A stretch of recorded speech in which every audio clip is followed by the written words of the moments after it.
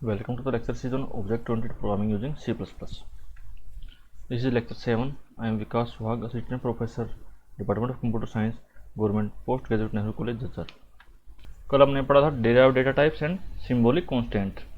तो derived data type कौन से थे हमारे? Array, functions और क्या था? Pointers. ठीक है, उसके बाद पढ़ा हमें सिम्बॉलिक कांस्टेंट कि सी और सी प्लस उसमें कांस्टेंट कैसे बिहेव करते हैं। उसके बाद हमने प्रॉब्लम ली थी। आज हम पढ़ेंगे type compatibility, declaration of variables, dynamic initialisation of variables and reference variables. So what is type compatibility? C++ is very strict with regard to the type compatibility as compared to C.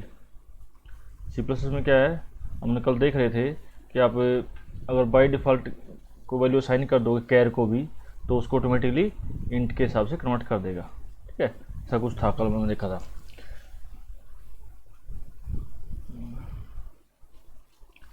C++ defines int, short int and long int as 3 different types.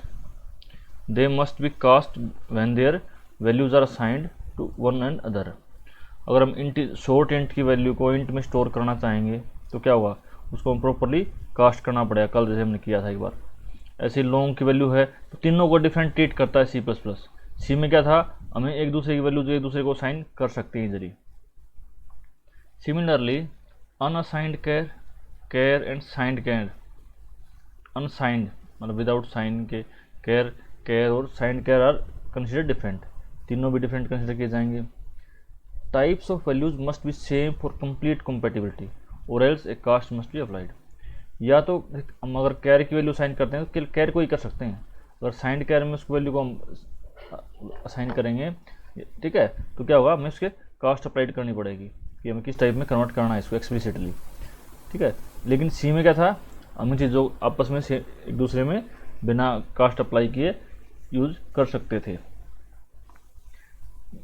These restrictions in C++ are necessary in order to support function overloading. एक हम C++ में आगे पढ़ेंगे function overloading का concept, way two functions with the same name, same name कब आया तो मतलब क्या हो गया, polymorphism, with same name are distinguished using the type of function argument. Function के अंदर जो आर्गुमेंट्स उनका टाइप क्या होगा उसके बेस पे डिफ्रेंशिएट किए जाएंगे। उन्हें लिए हमने ऐड का फंक्शन बनाते हैं, हम ऐड एक में हम क्या कर रहे हैं, इंट ए, ठीक है, फिर इंट बी कर दिया। ठीक है, दूसरे में क्या करें हम, फ्लोट ए फ्लोट बी। अगर हम नंबर ऑफ पैरामीटर्स देखें तो 2 हैं, इसमें भी 2, फ्लोट वाले में 2 होंगे। ठीक है, फंक्शन नेम सेम होगा, लेकिन डिफरेंस क्या होगा हमारा, केवल टाइप ऑफ डेटा टाइप में। इसमें इंट हो सकता है, दूसरा इंट हो गया। इसमें क्या करें, एक इंट कर दें, दूसरा लॉन्ग इंट कर दें, शॉर्ट इंट कर दें, तो भी क्या होगा, फंक्शन का सिग्नेचर है वो डिफरेंट हो जाएगा और हमारी जो फंक्शन ओवरलोडिंग है वो इम्प्लीमेंट हो जाएगी। अब देखते हैं, in C char constant are stored as int. ठीक है, जो कैर कॉन्स्टेंट होते हैं सी में वो कैसे स्टोर किए जाते हैं, आपके इंट की तरह। तो क्या होगा, इंट की तरह स्टोर किया है तो साइज क्या होगा, साइज ऑफ, हमने ये क्या किया, size of x, x is a character type, तो इसको हम देखेंगे, इसका इक्विवेलेंट मिलेगा हमें साइज ऑफ इंट। इंट के बराबर जहाँ इंट स्पेस लेता है उतना ये स्पेस लेगा। In C plus plus char is not promoted to the size of int. अब कैर में क्या है, सी प्लस में क्या, कैर इंट सभी को हम डिस्टिंग्विश अलग अलग ट्रीट करते हैं, किसी में कोई सिमिलरिटी ट्रीट नहीं करते। तो size of x equals to size of character, ना कि इंट। ठीक है, तो ये क्या है, हमारी टाइप कंपैटिबिलिटी कि टाइप्स को हमें बिल्कुल स्ट्रिक्टली फॉलो करना पड़ेगा इसमें C++ में, अदरवाइज हमारे जो फंक्शन ओवरलोडिंग है और जो कुछ कॉन्सेप्ट ऑब्जेक्ट ओरिएंटेड प्रोग्रामिंग के वो हमारे नहीं वर्क करेंगे। ठीक है, तो हमें टाइप्स का बिल्कुल प्रॉपर ध्यान रखना पड़ेगा। Next is declaration of variable. All variables must be declared before they are used. ठीक है, ये क्या है, सी में भी होता था और सी प्लस में भी होता है। जो चीज़ पहले डिक्लेयर होगी उसी को हम यूज़ कर पाएंगे। पहले बताना पड़ेगा प्रोग्राम को कि ये हमारे पास वेरिएबल्स हैं, अब इनको आगे हम जहाँ भी जरूरत पड़ेगी हम यूज़ करते रहेंगे। लेकिन but the place of declaration make some difference. अब कहाँ पे उसको डिक्लेयर कर रहे हैं उससे डिफरेंस आता है। C requires all variables to be defined in the beginning of scope. हम सबसे पहले प्रोग्राम में क्या करते थे, कौन से वेरिएबल्स हमें चाहिए वो सारे वहीं पे डिक्लेयर कर देते हैं। We will usually come across a group of variables declaration in the beginning of program. ठीक है, their actual usage appear elsewhere and sometimes very far from declaration. बहुत बार क्या होता, हमारा प्रोग्राम है, हमने यहाँ पे ऊपर सारे हमारे वेरिएबल डिक्लेयर कर दिए जितने जरूरत पड़ेगी हमें। ठीक है, और यहाँ पे हम उसके अलग अलग फंक्शन बना रहे हैं, उनमें जिनको यूज़ कर रहे हैं। कई बार क्या होता है, मेरे को नया वेरिएबल चाहिए यहाँ पे फंक्शन इंप्लीमेंट करने के लिए, हम दोबारा फंक्शन का वेरिएबल का ऐड करने जाते हैं ऊपर। तो इससे क्या होता है, हमें बार बार ऊपर नीचे प्रोग्राम को देखना पड़ता है कि किस टाइप का वेरिएबल हमें यूज़ किया है, किस टाइप का क्या साइज़ है उसका, एरे है तो साइज़ क्या हुआ उसका। ठीक है, तो हमारे वेरिएबल्स का डिक्लेरेशन और उनका यूसेज मोस्टली दूर दूर होता है कई बार। ठीक है, तो और सारे हम मोस्टली एक जगह यूज़ करते हैं। But C plus plus allows the declaration of variable anywhere. C plus plus कहता है आपको यहाँ पे यूज़ करना है ना, तो यहाँ पे डिक्लेयर कर दो, यहाँ पे यूज़ कर लो, तो वो सब कुछ ऊपर रखने की जरूरत नहीं है। ठीक है, this means A variable can be declared right eight the place of usage. जहाँ पे ज़रूरत है वहाँ पे उसको डिक्लेयर करो और यूज़ कर लो। This makes the program much easier to write and reduces error. अब बार बार हमने क्या किया, ऊपर वेरिएबल डिक्लेयर कर दिए, उस टाइम हमने कोई वेरिएबल मिस कर दिया लेकिन हम यहाँ पे यूज़ कर रहे हैं, तो क्या हुआ, एरर आएगा। फिर हमें देखना पड़ेगा अच्छा इस नाम से वेरिएबल हमारा डिक्लेयर्ड ही नहीं ऊपर, तो क्या करेंगे हम, जहाँ पे जिसकी ज़रूरत पड़ती जाए। अब जैसे हमारा एक और प्रोग्राम हम देखते हैं, उन्हें एक फंक्शन बनाना है यहाँ पे, तो उसके वेरिएबल्स कहाँ पे, यहाँ पे डिक्लेयर कर देंगे। नेक्स्ट फंक्शन हमारा है एक और, उसके उसमें जो रिक्वायर्ड वेरिएबल्स हैं उसको यहाँ पे डिक्लेयर कर लेंगे। ठीक है, तो उससे क्या होगा, हमारे जो एरर्स के चांसेस हैं, कोई वेरिएबल के मिस होने के, उसके टाइप प्रॉपर मैच नहीं होने के, कोई हमारा होता है हमने गलत टाइप के वेरिएबल डिक्लेयर कर दिया हो, वो चांसेस हमारे ख़त्म हो जाएंगे। It also increase the understanding of program. हम जैसे जैसे प्रोग्राम को पढ़ते जाएंगे, अच्छा वेरिएबल आए इसका यूज़ यहाँ पे कर लिया, ये वेरिएबल है इसका यूज़ यहाँ पे कर लिया, तो हमारी अंडरस्टैंडिंग प्रोग्राम की वो भी इम्प्रूव होगी। अब एग्जांपल देखते हैं, इंट मेन फ्लोट एक्स। हमने फ्लोट टाइप का वेरिएबल डिक्लेयर कर दिया एक, फ्लोट एक और कर दिया हमने, sum is equal to 0, sum को हमने कर दिया 0। फॉर लूप लगाया, int i is equal to 1, i is less than 5 i plus plus. तो कहाँ से कहाँ तक चलेगा ये, 1 से लेके 4 तक चलेगा। तो हमारा लूप कितनी बार चलेगा, 4 बार। ये हमारा होता है स्कैनएफ का alternative in C plus plus, CIN console input. इससे हम क्या लेते हैं, यूज़र से इनपुट लेते हैं। सीन कर लिया हमने क्या, एक्स की वैल्यू, एक्स हमने एक वेरिएबल डिक्लेयर किया था, उसमें हमने वैल्यू यहाँ पे इनपुट कर ली। उसके बाद क्या गया, sum is equal to sum plus x. जो भी वैल्यूज हम इनपुट करते हैं 4 बार चलेगा ये, 4 बार इसकी वैल्यू जो एंटर करेंगे वो क्या होगी, सम की वैल्यू क्या है 0 स्टार्टिंग में, उसके अंदर वैल्यू ऐड होती चली जाएगी। हमें क्या था, इस लूप के लिए, ये हमारा लूप है फॉर लूप, इसके लिए हमें एक सम की वेरिएबल की ज़रूरत थी, एक एक्स की ज़रूरत थी। हमने सम डिक्लेयर कर दिया, एक्स डिक्लेयर कर दिया। आगे हम निकाल रहे हैं एवरेज। एवरेज के लिए हमें क्या चाहिए, फ्लोट एवरेज वेरिएबल और डिक्लेयर करना है, वो हमने क्या किया, यहाँ पे डिक्लेयर किया, ना कि यहीं पे हम ऊपर ही डिक्लेयर कर देते उसको। तो हमें ज़रूरत अब पड़ी, अब तक हमें इसकी ज़रूरत ही नहीं थी। एवरेज क्या होता है, सम डिवाइडेड बाई कर दो 4, क्योंकि हमने 4 वेरिएबल लिए हैं। मेक इट 4 है, थोड़ा टाइपिंग मिस्टेक हो रही मेरे से। ठीक है, सम डिवाइड बाई 4 क्या होगा हमारा, एवरेज। उसको हम प्रिंट कर देंगे और ये रिटर्न कर देंगे। इस प्रोग्राम को चला के देखते हैं।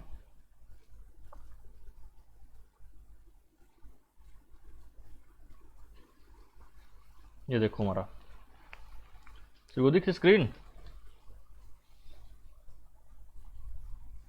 Using namespace std s include iostream int main, मैंने फ्लोट डिक्लेयर किया x, फ्लोट सम, और ये फॉर लूप लगा दिया। उसके बाद फ्लोट एवरेज लिया, average equal to sum upon 4, क्योंकि 4 एलिमेंट हमारे 4 डेटा आइटम यूज़ कर रहे, सेव कर रहे हैं हम, और प्रिंट कर दिया एवरेज को। इसको चला के देखते हैं।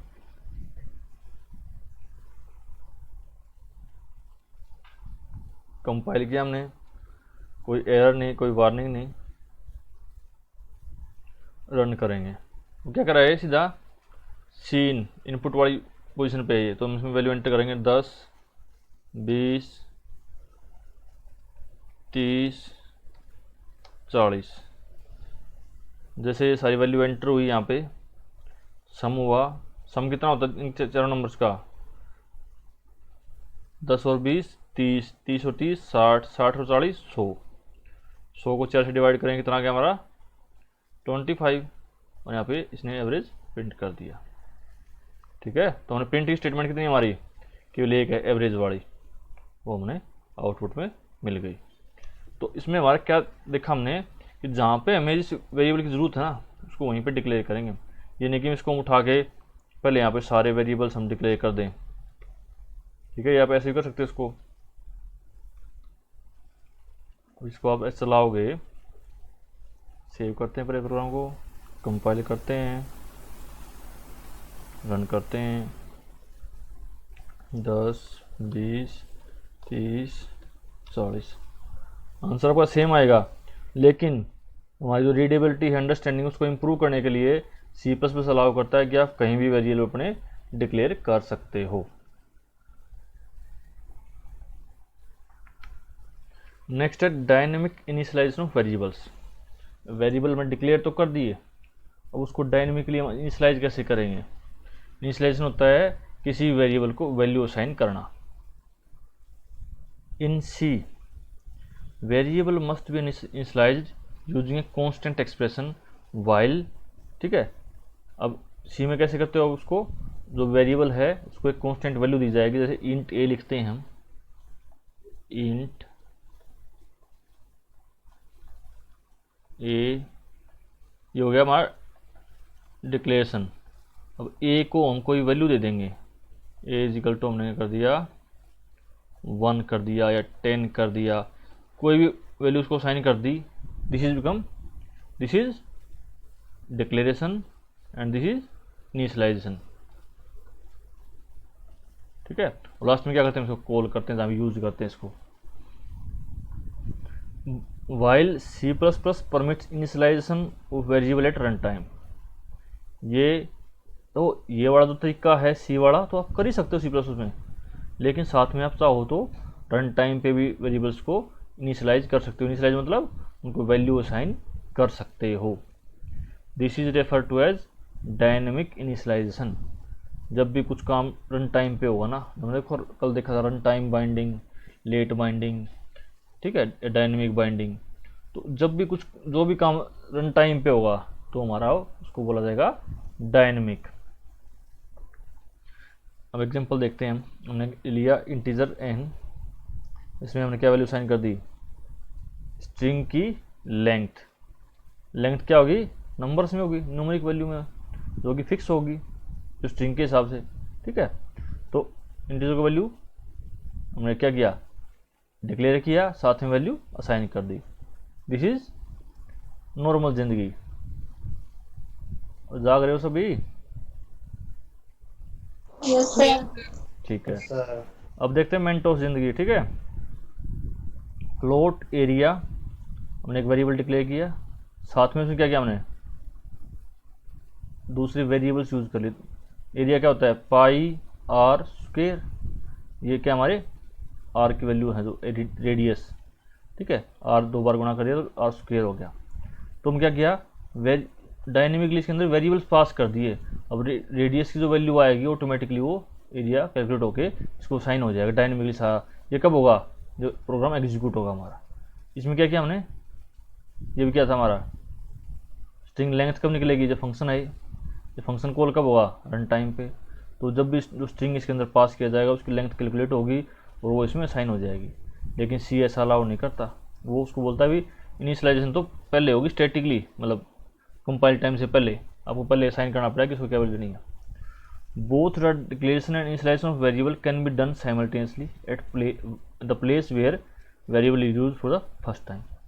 हमने डायरेक्टली क्या किया, रेडियस की वैल्यू यूजर से इनपुट करवाई, उसके बेस पे हमने एरिया निकाल दिया। तो डायरेक्टली हमने क्या किया, एक लाइन में सारा कोड हमारा आ गया ही। जो पहले क्या करते हम, रेडियस निकालते, फिर स्क्वायर निकालते, उसको मल्टीप्लाई करते, पहले एरिया डिक्लेयर करते, ठीक है, तो लंबा हो जाता। तो हमने क्या हुआ, बहुत कंप्रेस हो गया कोड हमारा। एग्जाम्पल देखते हैं, कोड फ्लोट एवरेज लिया हमने, लास्ट रो में जो देखा था हमने, average equal to sum upon x, x क्या है, नंबर ऑफ आइटम्स हमारे। So both of these statements can be combined into a single statement. क्या, float average is equal to sum upon x. पहले हम डिक्लेयर करेंगे, फिर उसको initialise करेंगे। उस काम को हम एक लाइन में भी कर सकते हैं ऐसे, जिससे क्या हो, हमारा कोड कॉम्पैक्ट हो गया और डायनेमिकली एट रन टाइम हम वैल्यू देंगे, उसके हिसाब से सारी चीज़ें हमारी चलती रहेंगी। हमें सब कुछ पहले से प्री डिफाइंड नहीं करना पड़ेगा, ठीक है। नेक्स्ट टॉपिक हमारा रेफरेंस वेरिएबल्स। अब तक हमने वेरिएबल देखे, उनको हमने वैल्यू साइन की। लास्ट क्लास में हमने कॉन्स्टेंट देखे, उनको हमने कैसे यूज किया। अब एक रेफरेंस वेरिएबल नया कॉन्सेप्ट है हमारा। When a variable is declared as reference it becomes an alternative name for existing variable. एक वेरिएबल है, उसका एक और हम रेफरेंस वेरिएबल बना देते हैं, ठीक है। तो क्या होगा, एक टाइप से एलियास बोल सकते हो उसका, या अल्टरनेट नेम हो गया उसका, क्योंकि दोनों आखिरी में वैल्यू तो एक ही स्टोर कर रहे हैं। A variable can be declared as reference by putting and in the declaration. And के हेल्प से हम इसको कंप्लीट करेंगे इस काम को। पहले एग्जांपल देखते हैं कि ये हमने क्या किया, int x is equal to 10, reference variable बनाया इसका हम, किसका, x का। इंट एंड ये वेरिएबल का नाम दे दिया हमने x, ठीक है। Ref is the reference to x, reference दे दिया हमने। अब x में वैल्यू क्या आपकी 10, इसके अंदर वैल्यू देखो क्या होगी आपकी, इसका रेफरेंस है 10 x का, तो ये वैल्यू कहाँ से डिराइव करता है अपनी x से, तो रेफरेंस की वैल्यू क्या होगी 10। Now value of x is now change to 20, x की वैल्यू हमने चेंज कर दी 20। तो हमें तो रेफ की वैल्यू चेंज कर दें, वो भी x की बदल देगा, डायरेक्टली x की बदल दें, वो रेफ की बदल देगा, क्योंकि दोनों पॉइंट तो एक ही जगह कर रहे हैं। पॉइंटर टाइप देखा था ना हमने, उसी टाइप का है ये भी, ठीक है। वो सेम टाइप का, थोड़ा लिमिट, कुछ चीज़ें कॉमन है, कुछ डिफरेंसेज होंगे दोनों में। रेफ इक्वल टू 20 सेट कर दिया हमने। अब हम प्रिंट करेंगे, हमने रेफ एक्स को चेंज नहीं किया, रेफ को बदल दी वैल्यू 20 पे, तो क्या हुआ, सी आउट एक्स प्रिंट करेंगे हम, क्या एक्स की वैल्यू हमारी कितनी आएगी 20। अब हमने क्या एक्स की वैल्यू को बदल दिया, इस बार 30 कर दिया। अब रेफ को प्रिंट करके देख रहे हैं, क्या होगा, रेफ की वैल्यू बदल जाएगी। इस प्रोग्राम को चला के देखते हैं एक बार, ठीक है।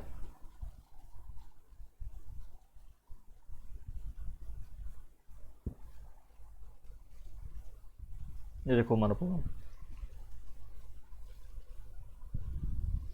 यूजिंग नेम स्पेस std, ये ऊपर के 3 लाइनें 4 लाइनें, ये तो आप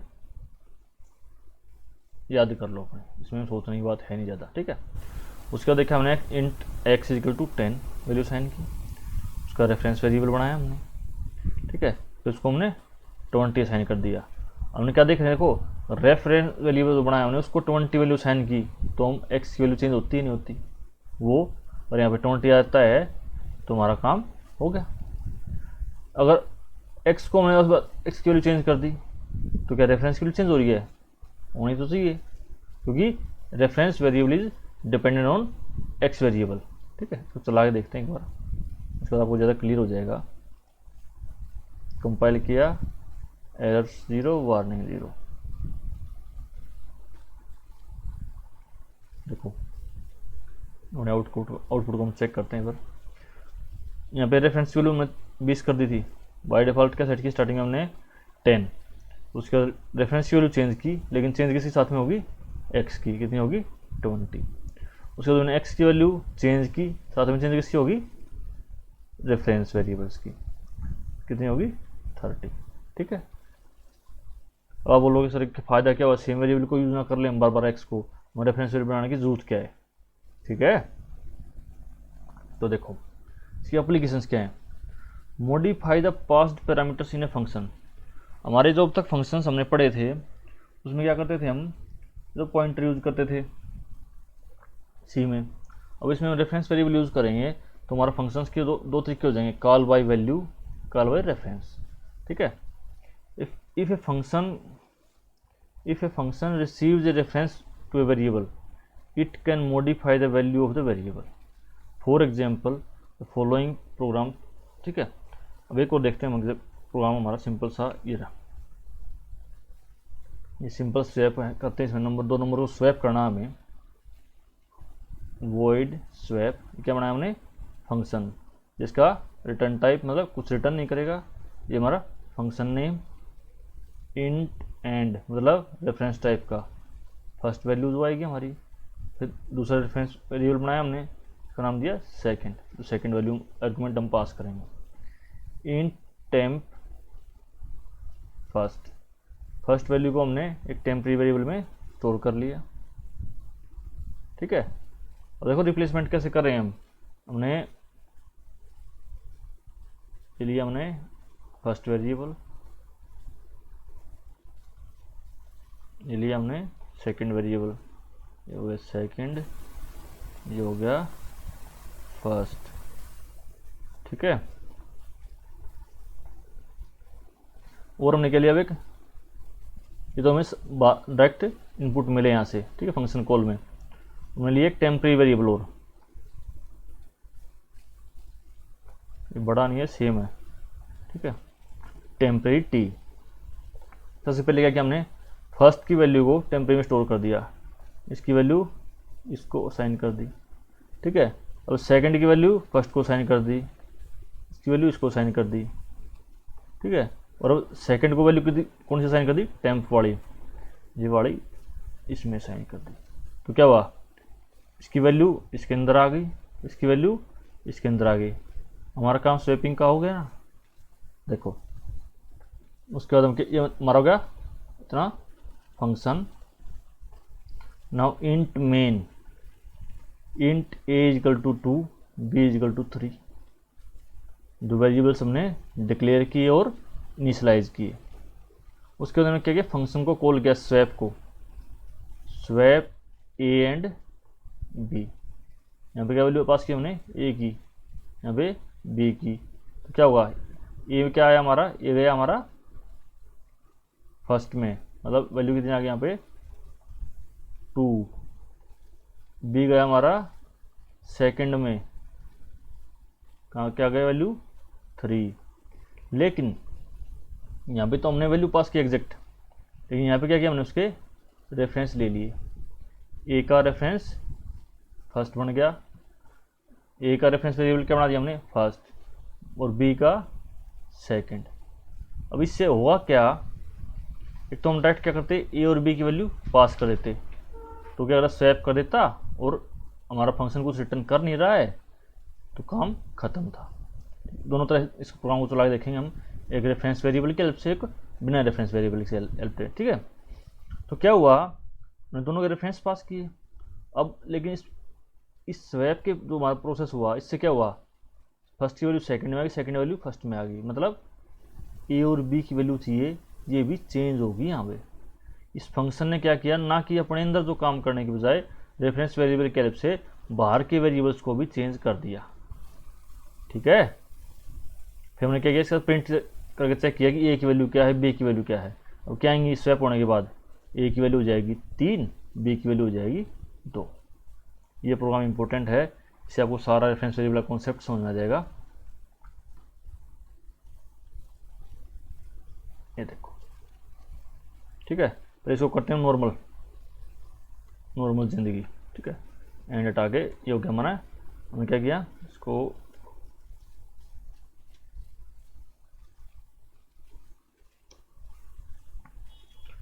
स्वैप वेरिएबल स्वैप फंक्शन बनाया हमने, फिर हमने दो वेरिएबल पास की, फर्स्ट और सेकंड, ठीक है। और हमने क्या किया, तो इसके अंदर प्रिंट करते हैं इसको सी आउट फर्स्ट,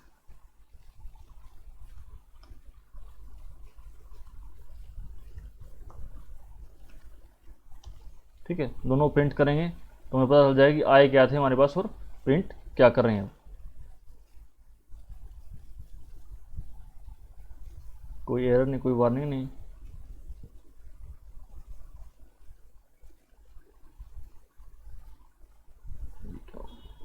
हाँ तो देखो पहले क्या था, सबसे पहले क्या हुआ, सेव फंक्शन कॉल हुआ यहाँ पे, उसने क्या किया, फर्स्ट की वैल्यू क्या होनी चाहिए थी हमारी, 2 होनी चाहिए थी, इसमें क्या आया 3।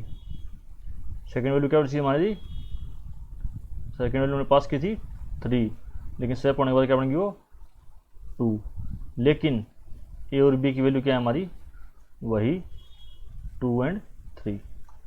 और क्लैरिटी के लिए क्या कर सकते हैं इसमें हम,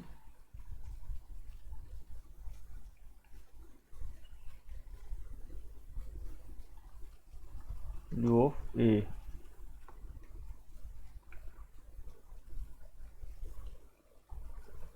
वैल्यू ऑफ बी, ठीक है।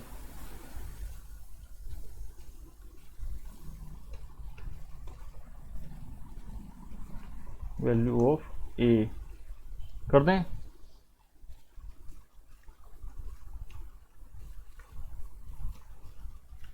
वैल्यू ऑफ बी,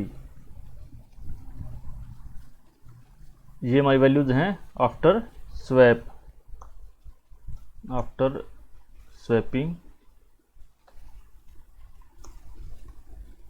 ठीक है। और ये है नॉर्मल जो हमने वैल्यू देखी थी।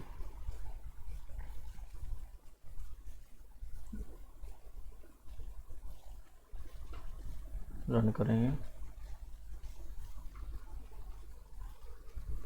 तो value of A after swap कितना हो गया, मैंने पास की थी 2, होगी 3। Value of b after swap, पहले पास किया था यहाँ पे 3 की वैल्यू, अब होगी 2। वैल्यू ऑफ ए इज 2, अपने 2 थी 2 ही रही। तो क्या हुआ, हमारी स्वैपिंग होनी थी वो फर्स्ट और सेकंड की स्वैपिंग तो होगी इसके अंदर, लेकिन ए और बी की वैल्यू बाहर जो स्वैप क्या किया था हमने, स्वैप फंक्शन कॉल किया था इन वैल्यूज़ पे, इन पे इसने वर्क नहीं किया। इसके लिए क्या करना पड़ेगा, हम इसको रेफरेंस वेरिएबल बना के देखते हैं एक बार।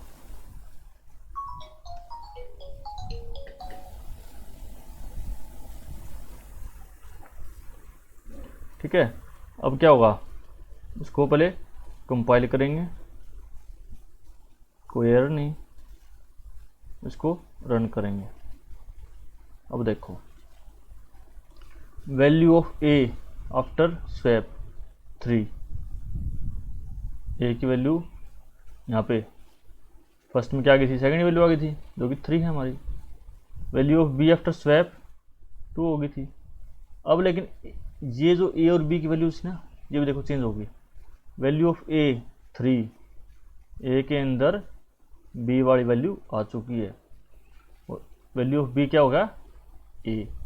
तो क्या किया, रेफरेंस वेरिएबल की हेल्प से हमने जो बाहर के वेरिएबल्स थे उनकी वैल्यूज को भी चेंज कर दिया, क्योंकि ये पॉइंट कहाँ करें रेफरेंस वेरिएबल हमारे इन वेरिएबल्स के लोकेशंस पे। ठीक है, और समझ में आया रेफरेंस वेरिएबल क्यों यूज करते हैं हम।